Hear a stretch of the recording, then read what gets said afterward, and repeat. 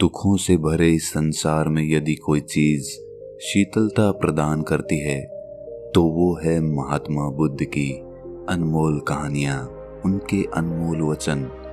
दोस्तों, जिस तरह मैं महात्मा बुद्ध की कहानियां सुनाकर आप सबको मोटिवेट करता हूं, उसी तरह आपका एक सब्सक्राइब करना मुझे मोटिवेट कर देता है। तो इस चैनल को अभी सब्सक्राइब जरूर कर लें। तो चलिए कहानी शुरू करते हैं।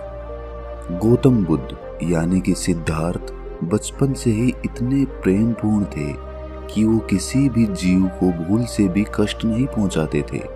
यही वजह थी कि सभी जीव उनसे और वो उस जीव से बहुत प्रेम करते थे।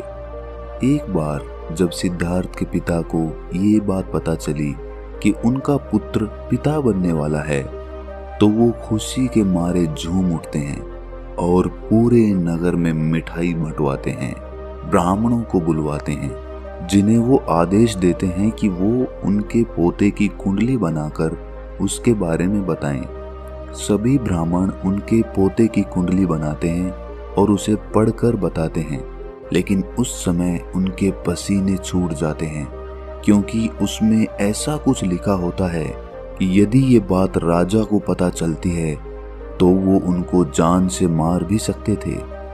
इसीलिए वो कुछ नहीं बताते और कहते हैं कि आपका पुत्र बहुत ही महान और शक्तिशाली सम्राट बनेगा।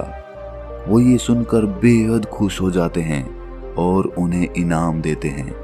लेकिन ये बात छुपाने योग्य नहीं थी, इसीलिए उनमें से एक ब्राह्मण ने इस बारे में सिद्धार्थ की माता को ये बात बता दी कि यदि सिद्धार्थ के पुत्र का जन्म होता है तो सिद्धार्थ की मृत्यु हो जाएगी, वो जीवित नहीं बचेंगे, क्योंकि सिद्धार्थ के पुत्र के जीवन में पिता का योग नहीं लिखा है।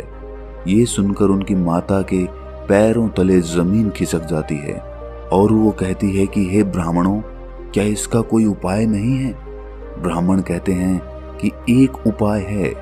यदि आप और यशोधरा कठोर तपस्या करें तो इसका उपाय हो सकता है। सिद्धार्थ की माँ और उनकी पत्नी बहुत ही कठोर तपस्या करती हैं, लेकिन उसका कोई प्रभाव नहीं पड़ता। फिर ये तय किया जाता है कि यदि सिद्धार्थ को अपने प्राण बचाने हैं तो उन्हें किसी जीव की बलि देनी होगी। परंतु ये बात सबको पहले से पता थी कि सिद्धार्थ, जो किसी को थोड़ी सी भी तकलीफ नहीं दे सकते, वो क्या अपना जीवन बचाने के लिए किसी मासूम जीव की बलि देंगे? ये सोचने वाली बात थी और अंत में ये तय किया जाता है